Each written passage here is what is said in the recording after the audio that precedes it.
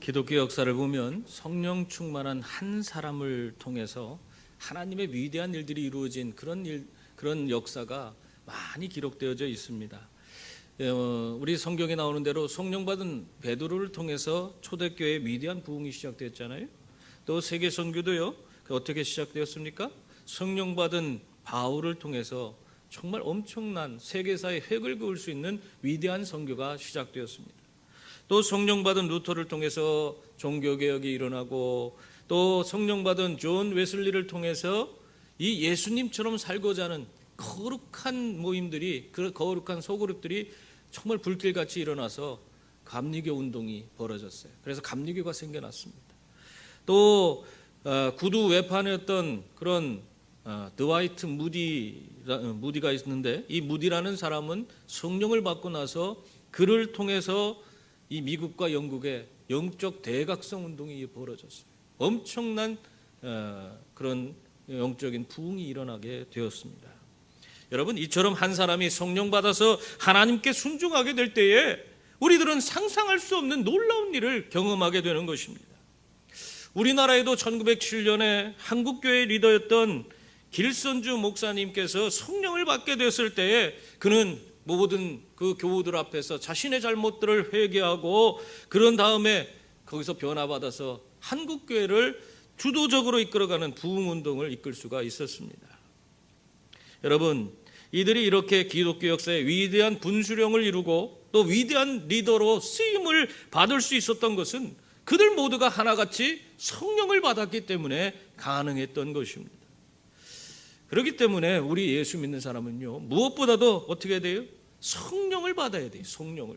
성령을 받아야지 자기의 능력 이상의 정말 하나님밖에 할 수 없는 일들을 우린 감당하면서 정말 이 땅에서 정말 하나님이 나를 통해서 이루시는 그 놀라운 일들을 보며 감사하고 감격하고, 그리고 하나님께 영광 돌리는 그런 삶을 살게 되는 것입니다.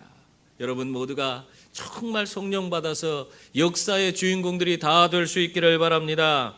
여러분, 그렇다면 우리들이 어떻게 이런 성령을 받을 수 있습니까? 어떤 분들은 성령 받으라고 하면은 무슨 신비적인 체험을 해야 된다고 이렇게 생각하는 분들이 간혹가다 계시는 걸 볼 수 있습니다. 그러나 성경에 보면 예수님께서 이 성령에 대해서 뭐라고 말씀하고 있냐면요, 바람이 임으로 불매 내가 그 소리는 들어도 어디서 와서 어디로 가는지 알지 못하나니 성령으로 난 사람도 다 그러하니라, 그렇게 말씀하고 있습니다. 성령 받았다고 해서 어떤 특별한 변화가 나타나는 것이 아니라고 그렇게 말씀하고 있는 거예요. 물론 우리가 간혹 가다 보면 성령 받은 사람들 중에 특별한 경험을 가진 분들이 많이 계십니다. 아주 매우 강렬한 불세례 체험을 한 분도 계시고요, 또 성령 받을 때 방언이 터져서 방언의 은사를 받은 그런 분도 계십니다. 그러한 경험이 주어지는 것은 참 그 사람에게 큰 은혜라고 볼 수 있어요. 그건 나쁜 것은 아니에요. 그러나 아무런 경험이 주어지지 않았다고 해도 그것 때문에 문제될 것은 없습니다. 아무것도 없어요, 문제될 것은. 왜냐하면 성령 받는다는 것은 그저 우리들의 삶의 주인이 바뀌는 것이기 때문에 어떠한 그런 신비적인 체험이 없을 수도 있기 때문에 그렇습니다. 제가 아는 어떤 분이 다세대 주택을 가지고 있었는데 거기에서 1층 세주고 2층 세주고 뭐 3층에서 자신이 살면서 그 건물을 잘 관리하며 지냈어요. 근데 이분이 형편이 어려워져서 결국 그 건물을 팔게 됐어요. 그때 팔 때의 조건이 뭐냐, 내가 그냥 3층에서 전세로 이걸 팔되 전세로 살게 해달라, 그렇게 하고 그 건물을 팔았어요. 그리고 그렇게 건물을 팔았지만 그 사람의 삶은 변화된 게 없어요.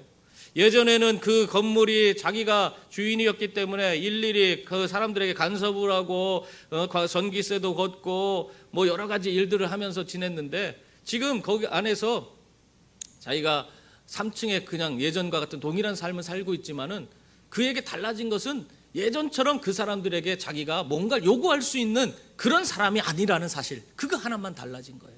왜 그렇습니까? 주인이 바뀌었기 때문에. 예전에는 내가 주인이었으니까 내가 뭐라고 할 수 있지만, 간섭할 수 있지만은, 그러나 이제는 주인이 다른 사람으로 바뀌었기 때문에 내가 예전처럼 동일한 그 장소에서 살고 있다고 해도 그 건물에 있는 다른 세입자들에게 내가 이래라 저래라 할 수가 없게 되는 것입니다. 여러분, 주인이 바뀌었다고 해서 뭔가 달라지는 건 없어요.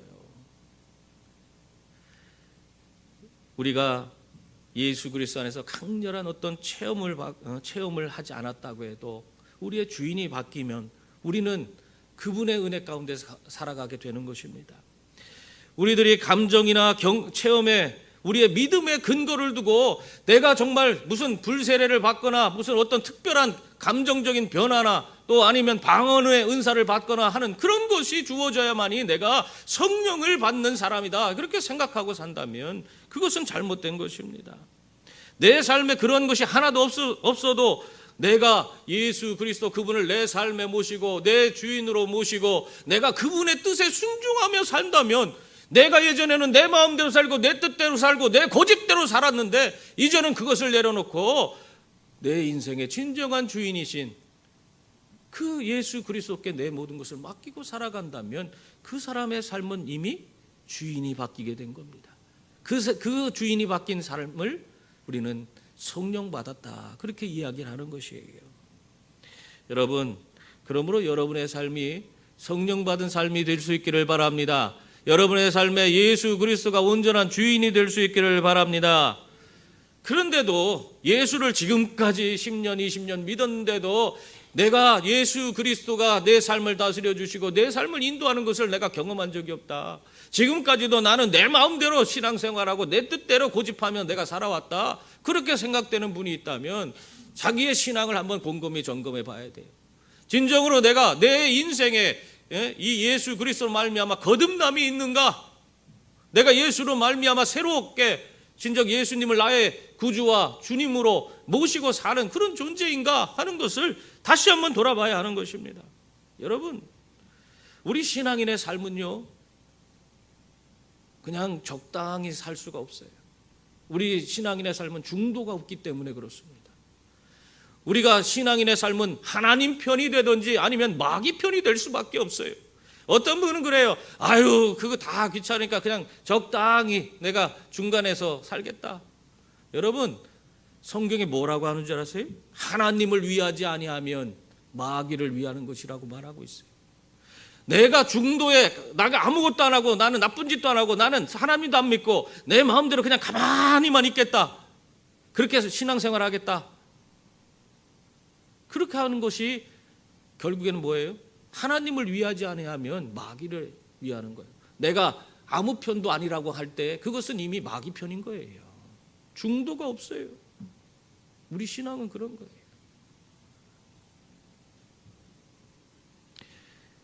그러므로 여러분, 항상 하나님 편에 설 수 있기를 바랍니다. 하나님을 온전히 바라보고 그분을 내 삶의 주인으로 모시고 하나님 뜻을 쫓아서 살아가는 그런 분들이 다 될 수 있기를 바랍니다.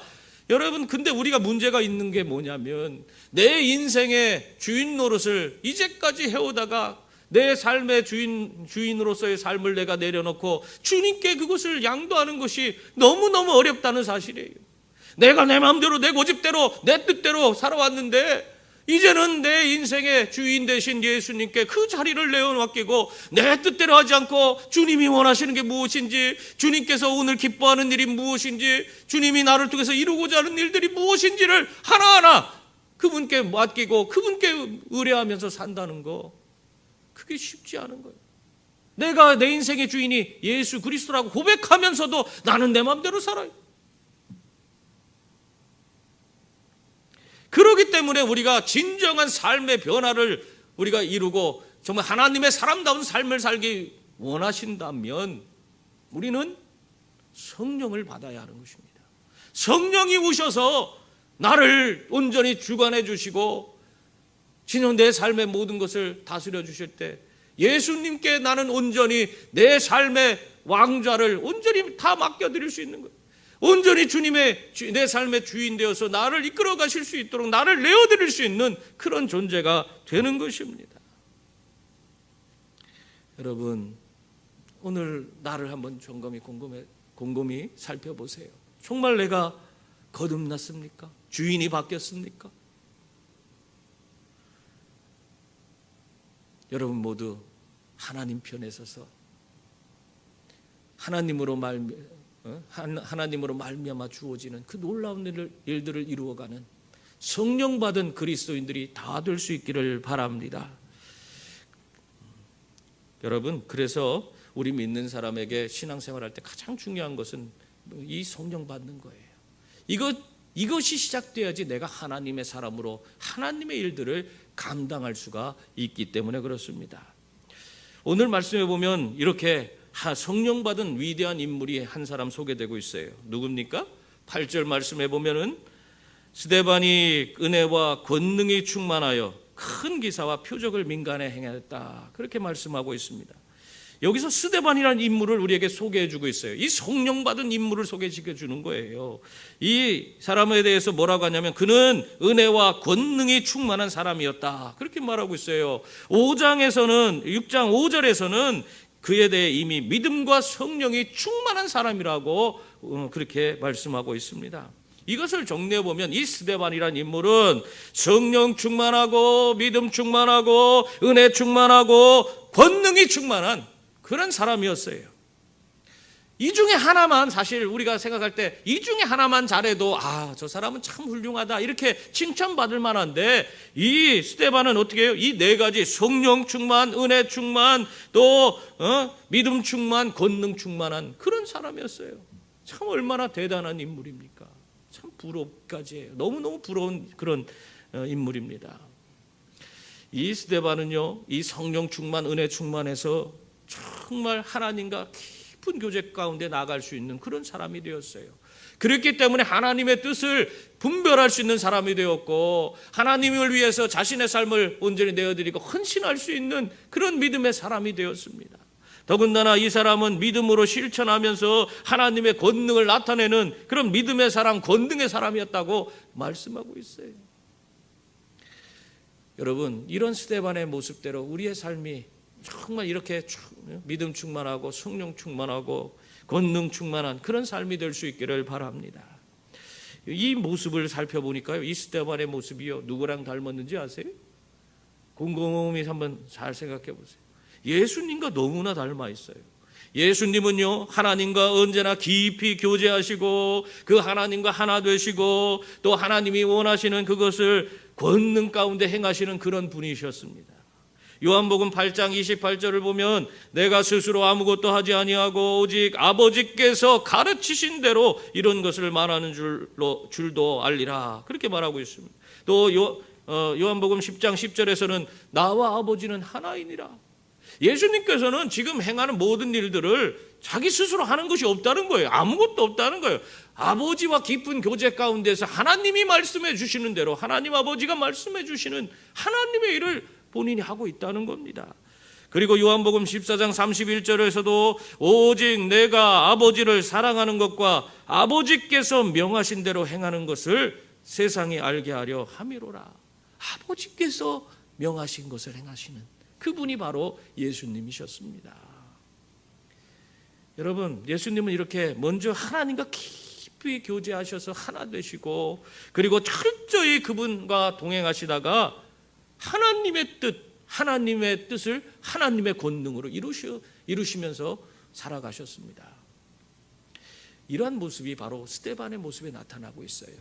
바로 스데반이 이 예수님처럼 성령과 믿음, 은혜와 권능으로 언제나 정말 하나님의 일을 하나님의 뜻 가운데서 행할 수가 있었던 것입니다. 근데 참 놀라운 것은요, 이 스데반이요, 목회자가 아니에요. 이렇게 성령의 사람, 능력의 사람, 믿음의 사람, 권능의 사람, 이 사람이 어떤 사람이에요? 목사나 선교사로 부름받은 그런 인물이 아니라 그는 사도들을 도와서 교회의 다양한 업무를 책임지고 있는 교회에서 안수받은 7집사 가운데 한 사람이었어요. 교회에, 우리 오늘날로 하면 교회의 안수집사님이셨어요. 안수집사임에도 불구하고 그는 자신에게 주어진 직업을 잘 감당하면서, 자기 세상 일도 있을 거 아니에요. 그 일도 감당하면서 한편으로는 하나님이 그에게 부여한 그 직분을 교회 가운데서 충실히 행하는 그런 분이셨습니다. 여러분, 그래서 이 스데반 집사를 우리가 깊이 있게 바라볼 필요가 있어요. 우리 믿는 사람, 우리 직분받은 모든 사람들의 본이 되는 그런 분이기 때문에 더더욱 그러한 것입니다. 여러분, 이 스데반 집사를 통해서 우리는 하나님께서 전임 사역자는 아니지만 하나님께 직분을 부여받은 자들이 어떻게 신앙생활을 해야 되는지 그것을 아주 자세하게 보여주고 있어요. 그것을 한 4가지 정도 살펴보면, 먼저 스데반은요, 성령의 사람이었습니다. 철저히 하나님께 모든 것을 맡기고 다스림을 받는 그런 사람이었다는 거예요. 성령의 사람이라는 것은 한마디로 주인이 맡긴 그런 사람이에요. 철저히 하나님께서 그를 다스리는 영적인 사람이었다는 사실이에요. 그걸 말하고 있는 것입니다. 그렇기 때문에 그런 하나님과 함께 온전히 하나 돼서 하나님 뜻을 분별하고 자기 자신을 하나님이 사용하시는 그런 귀한 도구로 내어드릴 수 있는 그런 인물이었습니다. 예전에 오레곤주에 한 가난한 농부가 있었어요. 이 농부가 영화 보러 갔다가 그 영화 보기 전에 광고가 나오잖아요. 그 광고를 보니까 한국 전쟁 고아에 대한 이야기가 쫙 나오는 거예요. 그걸 볼 때 성령께서 그 마음에 강한 인도하심을 깨달았어요. 그냥 그것이 너무 크게 부딪혀 왔어요. 맨날 며칠 동안 이 문제를 하나님께서 자기가 말씀하시니까 그것을 어떻게 해야 되는가 기도하기 시작했습니다. 그리고 나서 농부는 자신의 그 농장의 절반을 팔았습니다. 농장 절반을 팔아서 그 돈으로 한국 고아 8명을 입양을 했어요. 그랬더니 이것이 막 대서특필이 돼서 수많은 그런 다른 주에서도 이 농부가 한 그 선행에 대한 그 소식이 들려서 너도 나도 이 농부를 돕겠다고 지원의 손길이 막 몰려들기 시작했어요. 엄청난 기금이 모아지기 시작했습니다. 이 농부는 그것을 보면서 이것이 성령의 역사이구나, 성령께서 나를 통해서 이 일을 감당하게 하시기를 원하시는구나 하는 깨달았어요. 그래서 이제 모든 일을 다 접어두고 아동복지에 이 농부가 매달리기 시작해서 그렇게 해서 세워진 기관이 홀트 아동복지회입니다. 이 홀트 아동복지회를 통해서 우리나라 고아들이 얼마나 많이 해외로 입양 나갔는지 몰라요. 우리 전쟁 때 힘들고 어려운 사람들이 여기를 도움을 많이 받았습니다. 한 농부가 이렇게 성령의 인도하심에 순종했을 때 정말 생각할 수도 없는 자신의 수준이 아니에요. 하나님 크기의 위대한 일에 귀하게 쓰임받을 수 있는 그런 인물이 되었습니다. 여러분, 그렇기 때문에 우리가 성령 받고 행하는 것이 얼마나 중요해요. 우리가 성령에 민감한 그런 사람들이 다 되어야 하는 것입니다. 우리 매일 매 순간 우리의 삶을 성령 하나님께 맡기고 성령의 음성을 받고 그분께서 내 삶을 인도하시는 대로 내 자신을 내어드리고 살아가면 오늘도 우리도 또한 이 농부와 같이 정말 하나님 크기에 우리가 내 자신이 상상할 수도 없는 위대한 일에 쓰임받는 그러한 사람이 되는 줄 믿습니다. 여러분, 이러한 삶을 위해서 우리가 뭘 하고 있어요? 큐티를 하는 거예요. 매일매일 하나님 음성을 듣기 위해서 우리가 큐티를 하는 거예요. 이렇게 하나님의 말씀, 성경 말씀, 여기서 들려지는 이 성경의 진리의 말씀을 우리는 로고스라고 합니다. 이 로고스가 선포되어지고 로고스가 나에게 부딪혀 왔을 때 그것을 나에게 해주시는 말씀으로 우리가 들어야 되는데 그것을 레마라고 그래요. 레마, 나에게 주시는 하나님의 말씀. 이 로고스의 말씀이 나에게 레마의 말씀이 될 때 그것이 그것이 내 삶을 이끌어주고 인도해주는 거예요. 우리가 큐티라는 것을 통해서 이렇게 매일 매 순간 성령의 음성을 듣고 하나님 뜻을 쫓아서 살아가는 그런 삶을 살아야 되는 거예요. 그래서 우리가 큐티 나눔도 하자, 큐티를 하라, 여러 가지 얘기를 하고 있는 겁니다. 여러분 모두가 하나님의 음성을 듣고 하나님 뜻을 쫓아 이렇게 살아가는 그런 영적인 사람, 성령의 사람들이 다 될 수 있기를 바랍니다. 또한 스데반은 은혜의 사람이었어요. 자신에게 주어진 모든 것을 기쁨으로 또 감사로 여기며 교회를 열심히 섬기는 그런 사람이었습니다. 스데반은 자신의 직업을 가진 그런 사람이었지만 사도들을 도와서 교회의 집사로 얼마나 열심히 일을 충성되게 했는지 모릅니다. 더군다나 7장의 우리 7장의 내용을 살펴보면 스데반이 하나님의 복음을 전하고 있는 그 내용이에요. 근데 이 스데반이 성경에 대해서 얼마나 박식한지 구약 성경을 줄줄줄줄 알고 있어요. 다 꽤 알고 있어요. 그뿐만 아니라 그것을 잘 해석할 뿐만 아니라 능력 있게 전하는, 아주 조리 있게 전할 수 있는 그런 사람이었어요. 아주 지적인 능력이 탁월한 그런 인물이었습니다.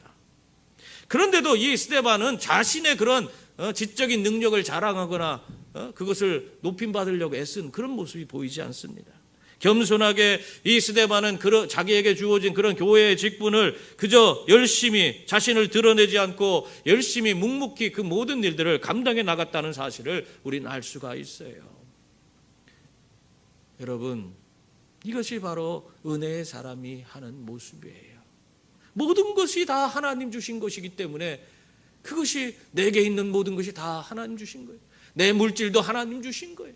내 지식도 하나님 주신 거예요. 그것을 은혜로 여기기 때문에 그것을 드러내지 아니하고 겸손하게 이 몸된 교회를 위해서 섬길 수가 있었던 것입니다. 여러분, 오늘 교회에는 이런 사람들이 필요해요.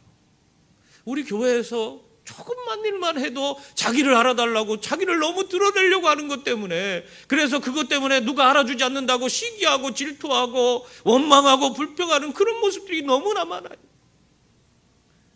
하나님이 주신 건데 그걸 은혜로 받지 못하는 거예요.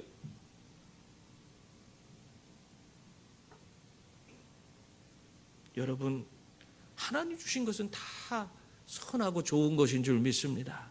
작은 일이든지 큰 일이든지 겸손히 그 모든 일들을 기쁨으로 섬길 수 있는 그런 분들이 다 될 수 있기를 바랍니다.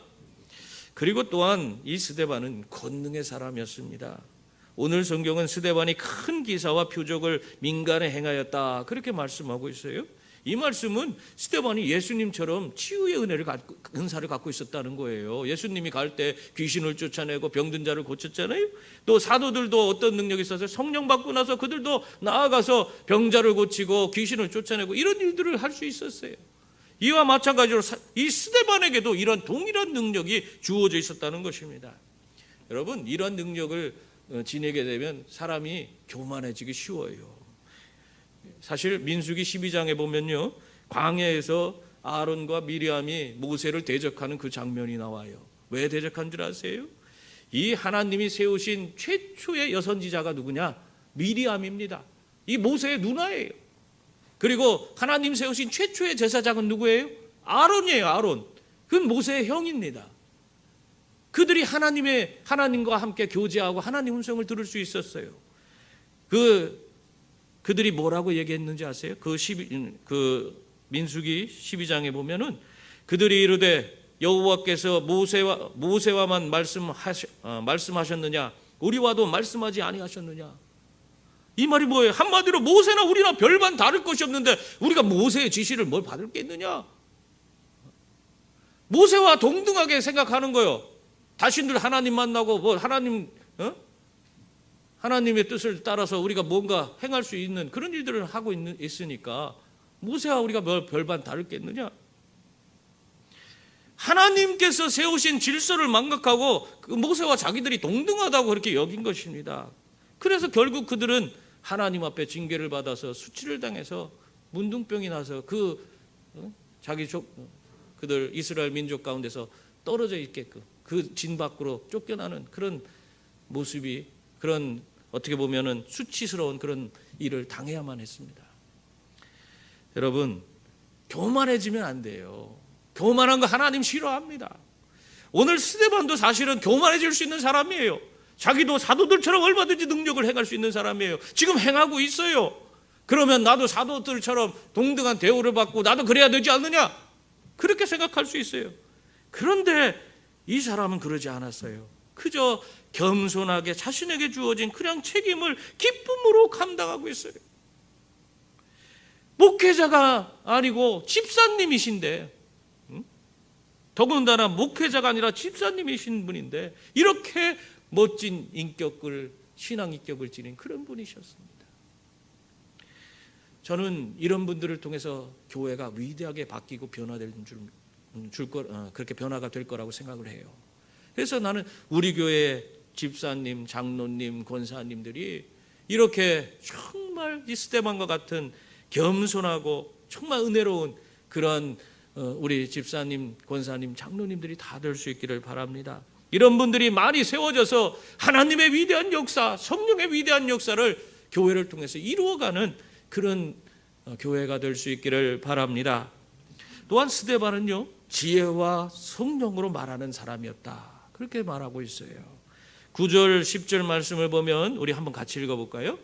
이른바 자유민들, 즉 구레네인, 알렉산드리아인, 길리기아와 아시아에서 온 사람들의 회당에서 어떤 자들이 일어나 스데반과 더불어 논쟁할세 스데반이 지혜와 성령으로 말함을 그들이 능히 당하지 못하여. 아멘.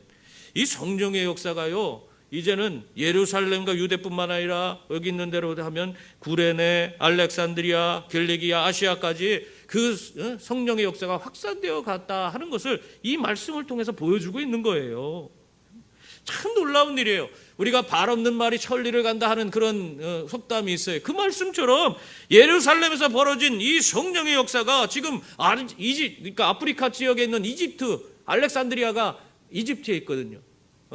그러니까 이 아프리카 대륙의 이집트란 나라에까지 지금 거기까지 성령의 역사에 대한 소문이 퍼졌어요. 그리고 여기 있는 대로 한다면 또 브레네나 길리기아, 아시아 뭐 이랬는데 이게 다 어디냐면 그 시리아 지역과 지금 터키 지역을 의미하는 겁니다. 그 터키까지 전체가 이 성령의 역사에 대한 그런 소문이 퍼졌다는 것이에요. 그래서 그 지역에서 많은 사람들이 와서 이 회당에서 스데반과 논쟁을 벌이고 있는 것입니다. 왜입니까? 여러분, 이들이 왜 논쟁을 벌일까요?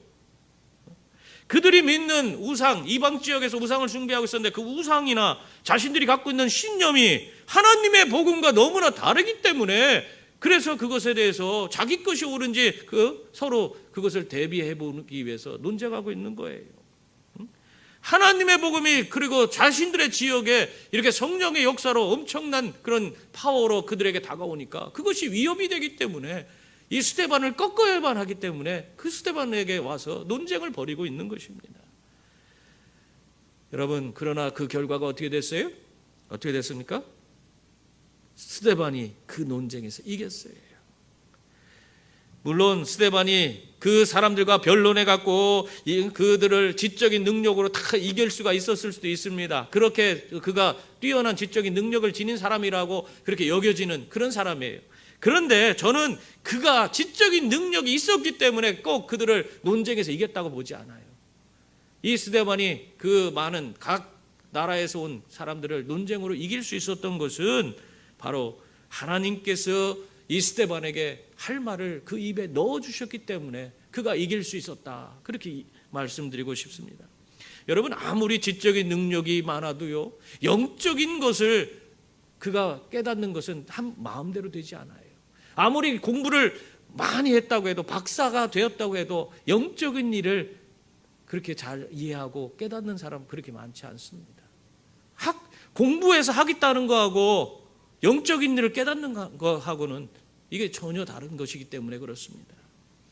그렇기 때문에 하나님께서 눈을 열어서 영적인 진리를 깨닫게 하시고 이 스데반이 가지고 있는 그 지적인 능력을 통해서 이 이방 철학과 종교를 따르는 그런 자들과 논쟁할 수 있도록 그렇게 해 주셨기 때문에, 그런 하나님의 지혜가 그에게 부여됐기 때문에 그는 이길 수가 있었던 것입니다. 예전에 저도 그런 경험이 있어요. 예전에 어떤 사람을 만나게 됐는데 아주 논리적이에요. 얼마나 똑똑한지. 제가 가서 복음을 전하는데 두렵더라고요. 이 사람이 뭔 질문을 해야 질문할지, 그것에 대해서 내가 어떻게 대답해야 될까. 사실 제가 말이 좀 어눌해요. 그래서 대체 저 사람한테 뭘 어떻게 이야기를 해야 될까 고민을 했어요. 그런데 정말 아니나 다를까 이 사람이 참 논리를 가지고 이것저것 질문해 오는데 제가 마음이 덜컥 주저앉더라고요. 그래서 그때 하나님께 기도했습니다. 하나님, 어떻게 해야 될까요? 저 사람에게 어떻게 우리 하나님의 복음을 전할 수 있을까요? 그래서 그가 질문할 때 그렇게 하는 마음으로 하나님 도와주세요, 하나님 도와주세요 하는 마음으로 그 사람의 답변에 대답을 하기 시작하는데 놀라운 일이 벌어졌어요. 제가 단편적으로 여러 가지 지식들을 갖고 있었는데 그것이 다 조각조각 있는 거지, 그것이 서로 연결되는 것을 내가 생각해 본 적도 없어요. 그랬는데 그 순간에 하나님께서 내가 갖고 있는 그 조각난 모든 지식들을 다 구슬처럼 꿰주더라고요. 그래갖고 그가 질문하는 것에 능히 그것을 답변하고 내가 그 사람의 질문을 내가 이기더라고요. 그걸 경험하고 나서 내가 너무나 충격적이었어요. 내가 하는 것이 아니구나. 제가 그분과 그 대화를 마치고 나오면서 제가 그냥 피식 웃었어요. 왜? 내가 그렇게 두렵고 무서워했는데 하나님 오시니까 내가 생각할 수도 없는 내 안에 있는 그 조각난 그 지식들을 가지고 하나님이 다 꿰어 맞춰서 그에게 논리적으로 그 사람의 논리를 뛰어넘어서 하나님의 복음을 전할 수 있게 해주시는구나. 하나님이 하시면 이렇게 되는구나. 너무 좋아서 그냥 웃음이 나더라고요. 여러분, 그러므로 여러분 담대한 믿음을 가지세요. 하나님이 함께 하시면 여러분은 어떠한 그런 상황과 환경 가운데서도 하나님께서 주시는 지혜로 모든 것을 이길 수 있는 줄 믿습니다. 하나님께서 지혜 주시고 하나님께서 우리를 성령으로 이끌어 주시면은 우리를 대적하는 자가 어떤 자든지 우리는 능히 이길 수 있는 줄 믿습니다. 이 지혜와 성령으로 말하는 스데반을 능히 당하지 못하니까 이 사람들이 여러 가지 안 좋은 일을 꾸며요. 오늘 그 말을 우리에게 11절부터 14절에서 말씀하고 있습니다. 이 사람들이 어떤 일을 꾸몄어요? 먼저 사람들을 매수했습니다. 그래서 스데반이 하나님을 모독하는 말을 했다고 거짓 증거하도록 그렇게 만들었어요. 그리고 두 번째는 백성과 장로와 서기관들을 충동시켜서 스데반을 공회로 잡아왔어요.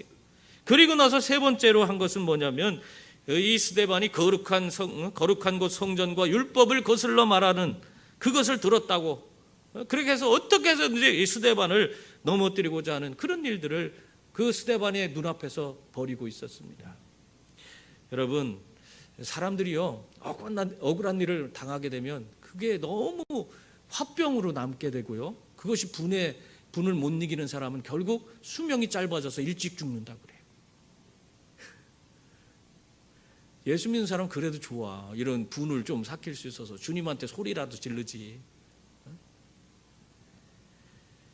자신이 하지도 않은 일을 했다고 막 거짓말로 사람들이 속여서 어거지로 죄를 막 만들어서 그 사람을 계속 힘들게 하고 그 사람을 감옥살이 시키고 그러면 어떻게 되겠습니까? 그 억울한 일 얼마나 답답하고 괴롭겠어요. 저도 이렇게 정말 하지도 않은 일 가지고 막 얘기하는 그런 일들을, 이런 억울한 일을 당해봐서 알아요.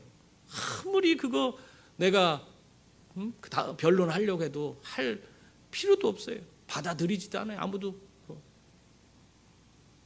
그래서 그때 깨달은 게 있어요. 이런 어떤 억울한 일 당할 때 아무 말도 해서는 안 된다 하는 걸 깨달았어요. 왜 그런 줄 아세요? 내가 그 어떤 것에 대해서, 억울한 일에 대해서 어떤 답변을 하면은 나를 좋아하는 사람은 그거를 이미 그 말을 안 해도 다 나를 이해해주고 받아들여줘요. 근데 나를 싫어하는 사람은 어떻게 하겠어요? 내가 그것에 대해서 바른 답변을 한다 해도 그걸 받아들이지 않아요, 절대로. 그렇기 때문에 여러분, 억울한 일 당할 때 괜히 막 입을 막 침을 튀겨가면서 막 변론하려고 악착같이 막 소리 지르고 뭐 그럴 필요 없어요. 가만히 있는 게 좋아요. 하나님께 모든 걸 맡겨버리세요. 하나님이 해결해 줄 걸 기다리세요. 하나님은 우리의 모든 것을 다 아시는 분이신 줄 믿습니다. 하나님이 아셔야 돼요. 사실 오늘 스데반이 당하는 걸 보면요, 너무 억울해요. 어떻게 보면 그들이 이 하나님의 복음을 반대하는 그 사람들이 거짓 증인을 세우고 죄를 일부러 만들어서 공회 앞에 세웠어요. 스데반을 어떻게 해서든지 죽이고자 하는 것입니다. 그런 모습을 눈앞에서 지금 보고 있는데 지금 거짓을 막 짓거리고 있는 것이 보여요. 얼마나 그 속에서 부글부글 끓어오르고 분을 삭히기 위해서 얼마나 그가 정말 애를 썼을까 생각해 보면 너무나 답답한 그런 생각이 듭니다. 아마 그렇게 자기 앞에서 자기를 죽이고자 막 이를 악물고 막 침 튀기면서 막 거짓말을 내뱉는 사람들 보면은 아마 미워서 그냥 죽이고 싶은 그런 충동이 아마 생길 수도 있었을 거예요. 근데 놀라운 것은 스데반에게 그러한 분노를 찾아볼 수 없다는 것입니다. 성령의 사람, 성령의 인도함을 받는 스데반 집사는 그런 모습이 안 보여요. 오늘 15절 말씀 보세요. 우리 한번 다 같이 읽어보겠습니다. 공회 중에 앉은 사람들이 다 스데반을 주목하여 보니 그 얼굴이 천사의 얼굴과 같더라. 아멘. 지금 자기를 다 해하려고 거짓말하고 막 물어뜯으려고 막 앞에서 그러고 있는데, 그거 모습, 그때 그 공회에 앉은 사람들이 그 거짓 증거하는 사람을 보다가 스데반을 봤더니 어떻다는 거예요? 스데반의 얼굴이 천사와 같더라. 분노가 치밀어 오르고 얼굴이 우락부락하고 막 화가 났을 그런 상황인데, 스데반의 얼굴은 그러지 않고 오히려 천사의 얼굴과 같더라. 그것을 말하고 있어요. 예수 그리스도를 믿는 그 사랑으로 그 마음이 충만해져서 하나님 주신 그 은혜와 사랑이 너무나 충만해서 그 기쁨을 감출 수 없기 때문에 그 얼굴이 광채와 같이 빛나는 그 모습이 된 거예요. 자신을 죄로 얽매이고 죽이고자 하는 사람들 앞에서 주님의 사랑으로 오히려 그 얼굴이 천사 같은 모습을 보여주고 있는 것이 지금 스데반의 모습이에요. 놀랍지 않습니까? 어느 채석장에서 이 돌을 캐기 위해서는 다이너마이트 이거를 폭발을 시켜서 돌을 캐는데요, 타이머를 맞춰놓고 그걸 다이너마이트를 거기다 설치하고 모든 그런 인부들이 다 뒤로 빠져서 바위 뒤에 숨어 있었어요. 근데 그때 아버지 채석장에 놀러 온 아기가 있었는데, 그 아기가 그냥 혼자 폭발물이 설치된 그 장소로 아장아장 걸어가는 거예요. 그러니까 사람들이 깜짝 놀랐어요. 이 좀 있으면 폭발하는데 저 아기를 누가 가서 데려와야 되는데 다 벌떡 일어났다가 시간이 얼마 안 남았어. 폭발 시간이 얼마 안 남았어. 들어가서 아기를 이렇게 붙잡을 수는 있겠지만 나올 때 터져서 죽을 가능성이 너무 높아요. 그러니까 무서워서 못 들어가는 거야, 아무도. 그때 엄마가 그 앞에 왔어요. 엄마가 급한, 갑자기 깜짝 놀랐으니까 얼마나 놀랐겠어요. 그 앞에 달려와서는 그 아이를 향해서 두 팔을 벌리고 얘야 하면서 천사의 얼굴 같은 모습으로 미소를 지으면서 얘야 누구야 일로 와라. 그러니까 이 아이가 엄마를 보더니 그냥 쏜살같이 막 엄마한테 뛰어오는 거야. 그래서 엄마 품에 와락 안겼어요. 그러자 폭발이 일어났어요. 엄마 품에 안기면서 이 아이는 구조를 받게 됐습니다. 여러분, 바로 이 아이를 구원하고자 정말 그 천사와 같은 얼굴로 팔 벌리고 있는 어머니의 모습, 그것이 바로 이 스데반의 얼굴의 모습이에요. 여러분, 스데반 집사는 십자가까지 낮아지셔서 우리 위해 아낌없이 자신을 내어주신 그 주님의 마음을 품고 있었기 때문에 자기를 죽이고자 하는 그 사람들까지도 사랑의 마음으로 바라볼 수 있고 그들을 품을 수 있었던 거예요. 그래서 그를 바라보는 사람들이 천사의 얼굴로 스데반의 얼굴을 바라볼 수밖에 없는 거예요. 그 얼굴이 그런 광채가 났던 겁니다. 그러므로 여러분, 우리들도 주님의 마음을 품고 이렇게 천사의 얼굴이 되어서 우리를 해하려는 원수들까지도 품고 사랑하는 그런 분들이 다 될 수 있기를 바랍니다. 또한 이 몸된 교회의 귀한 일꾼으로 겸손히 스데반처럼 성령과 은혜와 권능으로 오늘도 성령의 위대한 역사를 이루어 가시는 그런 귀한 분들이 다 될 수 있기를 주님의 이름으로 축원합니다. 기도하겠습니다.